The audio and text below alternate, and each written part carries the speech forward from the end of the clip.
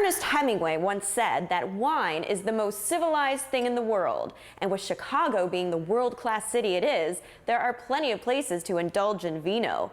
But here at Vintner Cellar Winery in Roscoe Village, you can not only drink Chicago-themed wine like this Navy Pinot Grigio, you can make it yourself.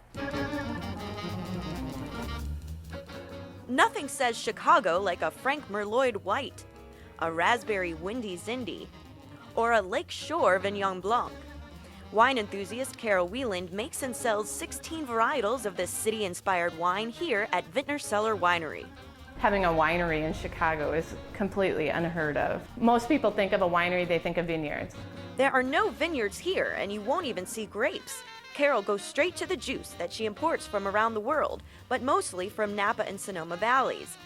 Aside from pulling up a chair and sampling the wine here at Vintner's, it's the only spot in Chicago where you can give it a go yourself.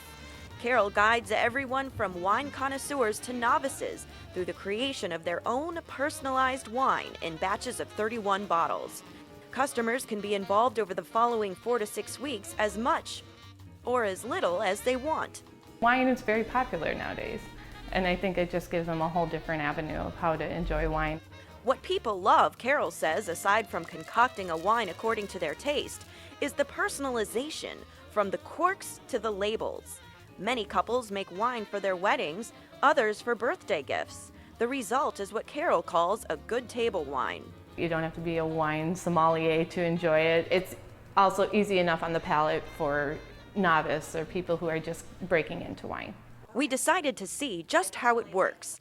I told Carol I was a fan of red wine, and after tasting a few samples, I decided on the Shiraz. All right, I'm ready to become a vintner and make my own wine. The first step is to transfer the Shiraz juice into a fresh bucket, where it will sit for 7 to 10 days. I sanitize the inside to keep bacteria from growing in the wine, then pour 6 gallons of juice into the bucket.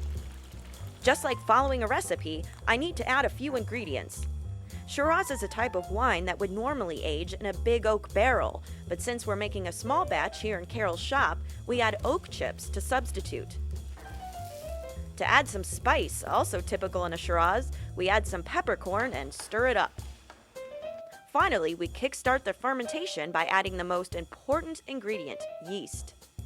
Back in the days, they used to let the juice and the grapes basically rot, and then the yeast would come from the actual mold and everything that grows on there. We're accelerating the process by adding yeast at the beginning. We seal it up and let nature take its course.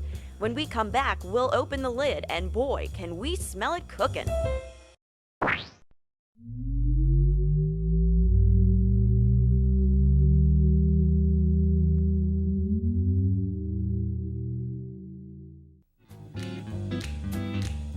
When most people think about making wine, they think of California's expansive vineyards. We're making wine here at Vintner Cellar Winery in Roscoe Village. Proof you can do just about anything in Chicago. So now we're on step 2 of the process, which would normally be 7 to 10 days after we've put our juice in the bucket.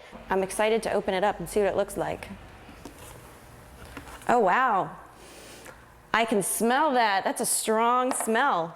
I can hear bubbling in here. It's like alive. So that's the yeast working and actually making the juice into alcohol. Step 2 is pretty simple. We transfer the juice from the bucket to a glass carboy and leave the yeast that has settled on the bottom of the bucket behind. The official term is racking, but we are basically pumping the juice through a plastic tube into the carboy. So this is all the oak and peppercorns that we originally put in, and now it's all left behind in the bottom of the barrel.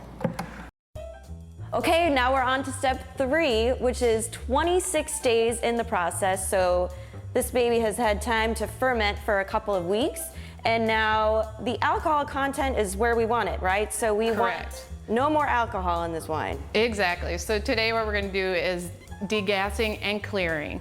We degas the wine by stirring it up, getting out all the gas bubbles built up over the last 4 weeks. We also stir in a powder that kills all of the yeast cells so the wine stops fermenting. So if we didn't do this process, we'd end up with a bubbly wine that was very high in alcohol. Yeah, exactly. It'd probably blow some corks out. After 10 days, the wine is ready to bottle.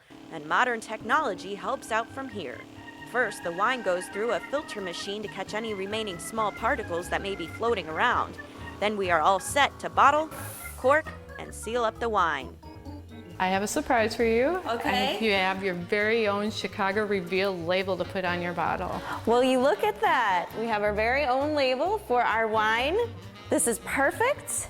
Carol says her red wine is good to drink in 6 months and will peak in a year. Because there are very low preservatives or sulfites, the wine is good to drink for 3 years. Well, I have to admit, it felt good having our own personalized wine, which I'm hoping will impress some dinner guests. But as Mark Twain once said, there are no standards of taste in wine. Each man's own taste is the standard.